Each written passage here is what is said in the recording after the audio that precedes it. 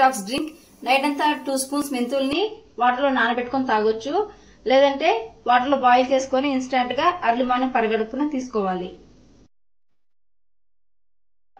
సద్దలతో పెసరట్టు చేసుకోవడానికి ముందుగా 1 cup సద్దలకి 1 cup పెసరలను తీసుకోవాలి. ఈ మిశ్రమాన్ని ఒక బౌల్లోకి వేసుకొని బాగా వాష్ చేసుకుందాం. ఈ సద్దలు పెసరలోకి ఒక 1/2 కప్పు బియ్యాన్ని కూడా యాడ్ చేసుకుందాము. బియ్యాన్ని యాడ్ చేసుకుంటే మనకి పెసరట్టు అనేది చాలా క్రిస్పీగా వస్తుంది. సద్దలను పెసరలను 2 నుంచి 3 సార్లు బాగా వాష్ చేసుకున్నాము. ఇప్పుడు ఓవర్ నైట్ వీటిని నానబెట్టుకుందాము. వాటర్ కొంచెం ఎక్కువగా వేసుకోవాలి, ఎందుకంటే ఇవి నానినప్పుడు మళ్ళీ మనకి మిశ్రమం అనేది పైకి వస్తుంది అనమాట. సుమారుగా ఇవి మునిగి పైకి వచ్చేంత వరకు వాటర్ యాడ్ చేసుకొని ఓవర్ నైట్ సోక్ చేసుకుందాం. ఇలా సగానికి పైగా వాటర్ని యాడ్ చేసుకొని నైట్ అంతా నానబెట్టేసుకుందాం. చూడండి, మనకి పెసర్లు సజ్జలు బాగా నానాయి కదా. ఇప్పుడు వీటిని మిక్సీకి వేసేసుకుందాం. ఒక మిక్సీ జార్ తీసుకొని సజ్జలని పెసర్లని ఇలా మిక్సీ జార్లోకి వేసేసుకుందాము.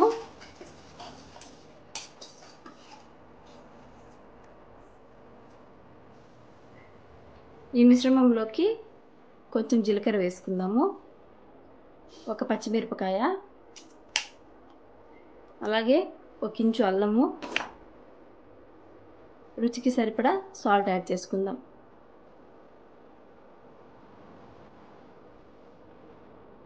దీంట్లోకి కొంచెం వాటర్ యాడ్ చేసుకొని మిక్సీ పట్టేసుకుందాం.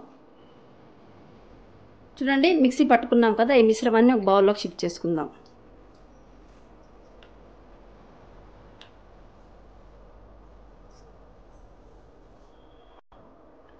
చూడండి, మనకి పిండి కన్సిస్టెన్సీ అనేది దోశ బ్యాటర్ లాగా ఇలా పలుచగా ఉంటే సరిపోతుంది. నేను వాటర్ ఏం యాడ్ చేయట్లేదు. ఈ కన్సిస్టెన్సీ కరెక్ట్గా సరిపోతుంది. ఇప్పుడు దోశ వేసుకుందాం. పెసరట్టు వేసుకోవడానికి స్టవ్ ఆన్ చేసుకొని తవా పెట్టుకున్నాము. తవా హీట్ ఎక్కింది. ఇప్పుడు పెసరట్టు వేసుకుందాం. ఇలా కొంచెంగా పిండిని తీసుకొని ఇలా పలుచగా, వీలైనంత పలుచగా బాగా స్ప్రెడ్ చేసుకోవాలి.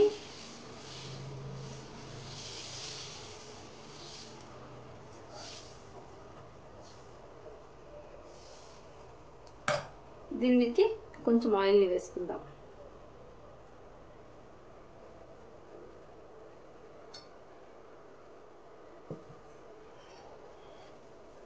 పెసరట్టు ఒక పక్క బాగా కాలింది, ఇంకో పక్కకు షిఫ్ట్ చేసుకుందాం. ఇదండి, ఇంకో పక్క ఫ్లిప్ చేశాను. ఇంత బాగా రెడ్గా కాలింది చూడండి. ఈ పక్క కూడా కొద్దిసేపు కాలనిద్దాం. పెసరట్టు 2 పక్కల బాగా కాలింది. ఇప్పుడు ప్లేట్లోకి సర్వ్ చేసేసుకుందాం. చూడండి, వేడి వేడి పెసరట్టు ఎంత కలర్ఫుల్గా వచ్చిందో. ఈ పెసరట్టుని కోకోనట్ చట్నీతో సర్వ్ చేసుకుంటే సరిపోతుంది. జొన్న సంగటి ఎలా చేయాలో చూద్దాం. జొన్న సంగటి చేసుకోవడానికి 1/2 కప్పు జొన్న రవ్వను తీసుకున్నాను, అలాగే 1/2 కప్పు జొన్న పిండిని కలిపి మిక్స్ చేసుకున్నాను. ఇప్పుడు జొన్న సంగటిని చేసుకుందాం. జొన్న సంగటి చేసుకోవడానికి స్టవ్ ఆన్ చేసుకుని పెద్ద కడాయి పెట్టుకున్నాము. మనకి 1 కప్పు పిండికి 4 కప్పుల వాటర్ అనేది తీసుకోవాలి. ఇప్పుడు ఈ వాటర్ని బాయిల్ అవ్వనిద్దాం. వాటర్ బాయిల్ అవుతున్నాయి కదా, దీంట్లోకి కొంచెం సాల్ట్ వేసుకుందాం. ఇలా నీళ్లు బాగా కాగేటప్పుడు దీంట్లోకి కొంచెం కొంచెంగా జొన్న పిండిని వేసుకుంటూ కలుపుకుంటూ ఉండాలి. కలుపుకుండా ఉన్నట్లయితే మిశ్రమం ముట్టలు కట్టేస్తుందండి. కలుపుకుంటూ మిక్స్ చేసుకోండి. స్టవ్ని లో ఫ్లేమ్లో పెట్టుకోండి.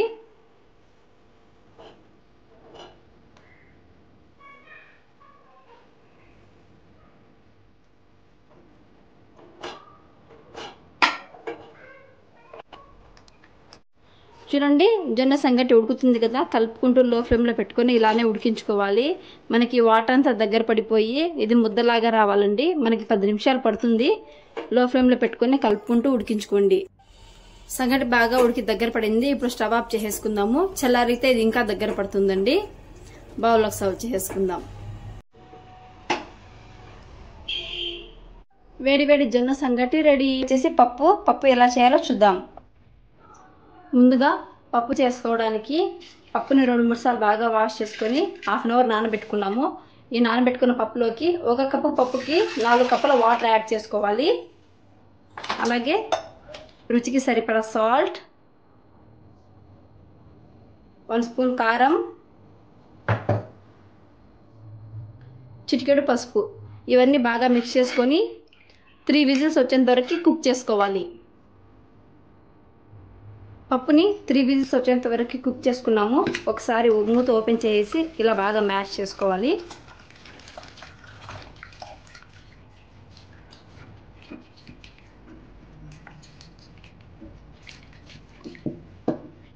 చూడండి, ఇలా మ్యాష్ చేసుకున్న తర్వాత తిరువాత వేసుకుందాం. పప్పుని తిరువాత వేసుకోవడానికి స్టవ్ ఆన్ చేసుకుని కడాయి పెట్టుకున్నాము. కడాయిలోకి 2 స్పూన్స్ ఆయిల్ని యాడ్ చేసుకుందాము. ఆయిల్ కాగింది కదా, ఆయిల్లోకి కొంచెం ఆవాలు, కొంచెం జీలకర్ర యాడ్ చేసుకుందాము. సన్నగా దంచి పెట్టుకున్న 2 నుంచి 3 వెల్లుల్లి రెబ్బల్ని వేసుకుందాము.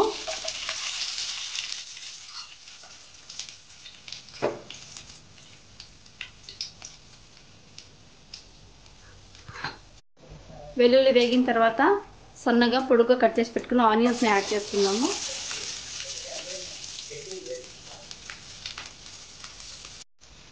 ఆనియన్స్ మెత్తబడ్డాయి కదా, ఇందులోకి మనం ఇంతకు ముందుగా బాయిల్ చేసి పెట్టుకున్న పప్పును వేసి మిక్స్ చేసుకుందాం.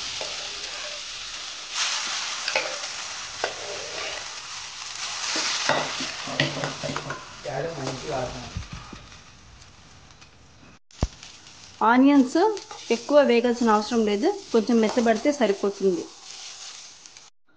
పప్పునంతా ఇలా వేసి బాగా కలుపుకున్న తర్వాత కొంచెం వాటర్ యాడ్ చేసుకుందాము. ఇలా కొన్ని వాటర్ యాడ్ చేసేసుకొని ఒక 5 మినిట్స్ కుక్ చేసుకుంటే సరిపోతుంది. 5 మినిట్స్ పప్పుని బాగా కుక్ చేసుకున్నాము. చూడండి ఎంత బాగా ఉడుకుతుందో. ఫైనల్గా కొంచెం కొత్తిమీరతో గార్నిష్ చేసుకొని స్టవ్ ఆఫ్ చేసుకుందాం. ఫైనల్గా పప్పు రెడీ.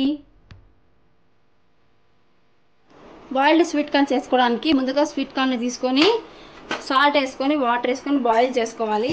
ఇలా బాయిల్ చేసుకున్న స్వీట్ కార్న్లోకి కొంచెం సాల్ట్, అలాగే మీ టేస్ట్కి తగ్గట్టుగా లెమన్ యాడ్ చేసుకోండి. ఈ మిశ్రమాన్ని ఒకసారి బాగా మిక్స్ చేసుకోండి. అంతే, tasty sweet corn boiled ready. ఇప్పుడు రాడిష్తో పరాటా ఎలా చేయాలో చూద్దాం. రాడిష్ అంటే ముల్లంగి అండి, ముల్లంగితో పరాటా చేద్దాం. రాడిష్ పరాటా చేసుకోవడానికి ముందుగా చపాతీ పిండిని బాగా తడుపుకొని 2 అవర్స్ నానబెట్టుకోవాలి. చపాతీ పిండిని కలిపి పెట్టుకున్నాం కదా, ఇప్పుడు స్టఫ్ రెడీ చేసుకుందాము. స్టఫ్ రెడీ చేసుకోవడానికి ముందుగా రాడిష్ని తీసుకొని ఇలా గ్రేట్ చేసి పెట్టుకోవాలి. ఇలా సన్నగా తురుముకున్న ముల్లంగిలోకి ఒక పచ్చిమిరపకాయని ఇలా కట్ చేసి వేసుకోవాలి. కొంచెం కొత్తిమీరని యాడ్ చేసుకుందాము. 1/2 స్పూన్ అల్లం పేస్ట్, కొంచెం పసుపు, రుచికి సరిపడా సాల్ట్. ఈ మిశ్రమాన్ని బాగా మిక్స్ చేసుకోవాలి.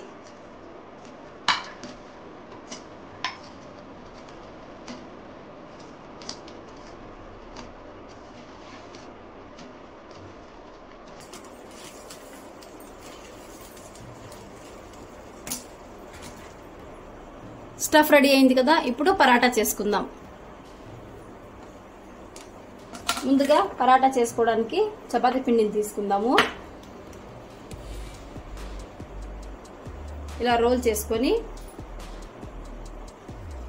ఇలా 2 పక్కల పొడిని వేసుకుందాము.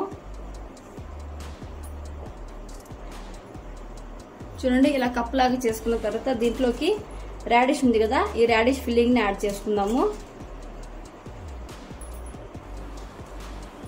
ఇప్పుడు దీన్ని ఇలా క్లోజ్ చేసుకోవాలి. ఇలా క్లోజ్ చేసుకున్నాం కదా, ఇప్పుడు ఈ రోల్ని చపాతీలా ప్రెస్ చేసుకుందాం.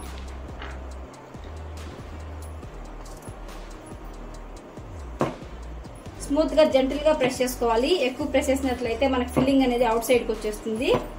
ఇలా నిదానంగా ప్రెస్ చేసుకోండి.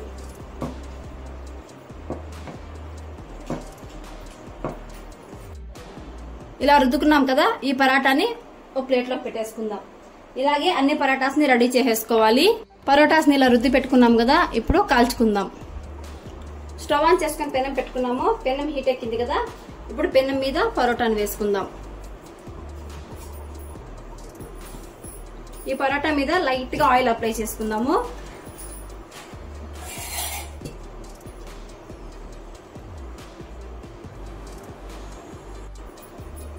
పరోటా వన్ సైడ్ బాగా కాలింది, ఇంకో సైడ్ ఫ్లిప్ చేసుకుందాం. ఇంకో సైడ్ కూడా లైట్గా ఆయిల్ అప్లై చేసుకుందాము. ఇలా రెండు పక్కల తిప్పుకుంటూ పరోటాని కాల్చుకోవాలి. పరోటా రెండు పక్కల బాగా కాలింది, ప్లేట్లోకి సర్వ్ చేసుకుందాం. వేడి వేడి రాడిష్ పరాటా రెడీ.